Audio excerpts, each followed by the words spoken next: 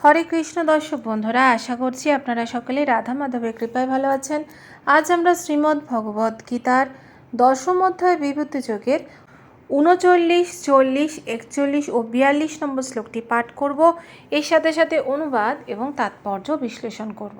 আসুন তবে শুরু করা যাক।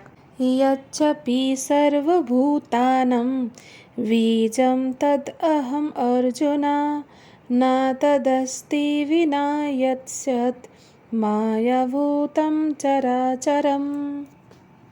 অনুবাদ: হে অর্জুন, আমি সর্বভূতের বীজ স্বরূপ। যেহেতু আমাকে ছাড়া স্থাবর ও জঙ্গম কোনো বস্তুরই অস্তিত্ব থাকে না। তাৎপর্য: সব কিছুর একটি কারণ আছে এবং সেই কারণ বা প্রকাশের বীজ শ্রীকৃষ্ণ। শ্রীকৃষ্ণ শক্তি বিনা কোনো কিছুরই অস্তিত্ব থাকতে পারে না, তাই তাকে বলা হয় সর্বশক্তিমান। তার শক্তি বিনা স্থাবর ও জঙ্গম কোনো কিছুরই অস্তিত্ব থাকতে পারে না। শ্রীকৃষ্ণের শক্তিতে যা স্থিত নয় তাকে বলা হয় মায়া, অর্থাৎ যা নয়।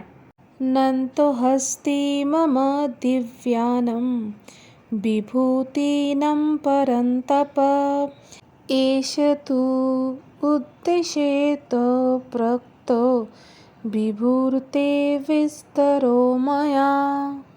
অনুবাদ: হে পরন্তপ, আমার দিব্য বিভূতি সমূহের অন্ত নেই। উদাহরণস্বরূপ আমি আমার অন্তহীন এই সমস্ত বিভূতির বিস্তার সম্বন্ধে কয়েকটি মাত্র বললাম। তাৎপর্য: বৈদিক শাস্ত্রে বলা হয়েছে যে ভগবানের বিভূতি ও শক্তি নানাভাবে উপলব্ধি করা গেলেও তার বিভূতির কোনো অন্ত নেই। তাই ভগবানের সমস্ত বিভূতি ও শক্তির বর্ণনা করা যায় না। অর্জুনের কৌতূহল নিবারণ করার জন্য এখানে মাত্র কয়েকটি উদাহরণ দেওয়া হয়েছে।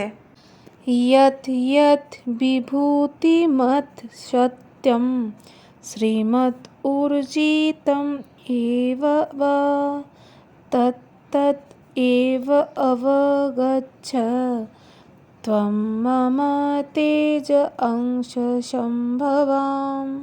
অনুবাদ: ঐশ্বর্যযুক্ত শ্রীসম্পন্ন ও মহিমান্বিত সৃষ্টিসমূহ আমার তেজের অংশসম্ভূত বলে জানবে।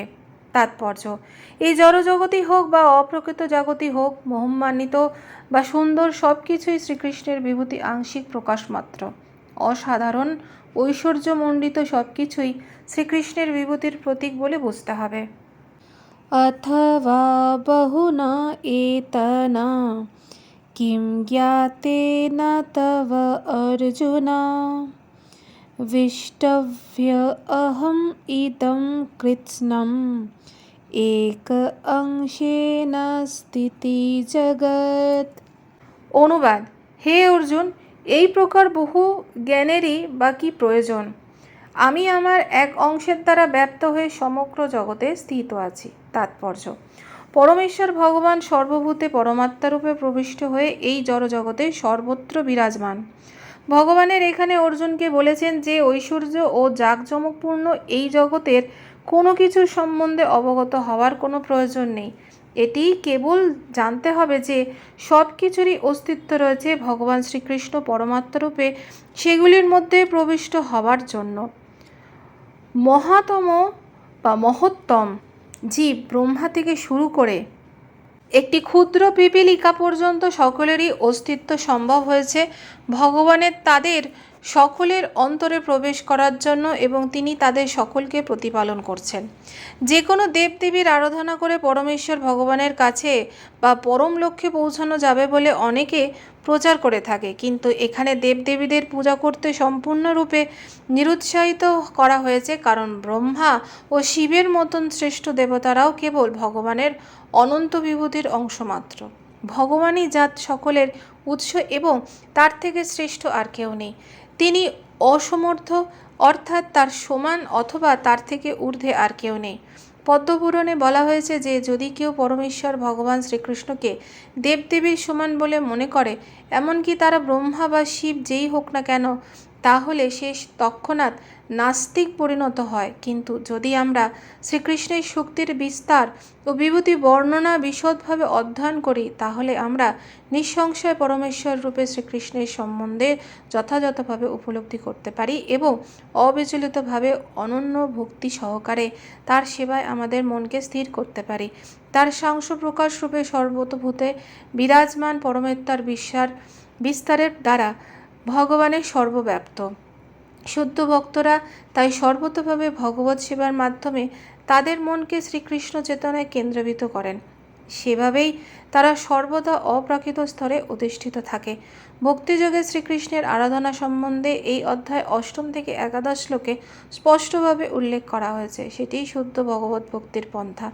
পরমেশ্বর ভগবানের সান্নিধ্য লাভ করার মাধ্যমে ভক্তিযোগের পূর্ণতা কিভাবে প্রাপ্ত হওয়া যায় তা বিশদভাবে এই অধ্যায়ে বর্ণনা করা হয়েছে।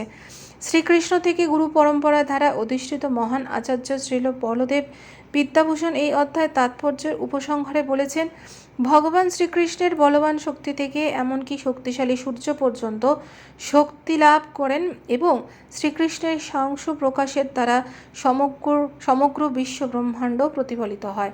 সেই কারণে ভগবান শ্রীকৃষ্ণই পরমার্থ। তাহলে দর্শক বন্ধুরা, এই ছিল আমাদের শ্রীমদ্ ভগবদ্ গীতার 10ম অধ্যায় বিভূতি যোগের 39, 40, 41 ও 42 নম্বর শ্লোকের তাৎপর্য। আগামী পর্বে আপনাদের সাথে আবার দেখা হবে পরবর্তী শ্লোক নিয়ে।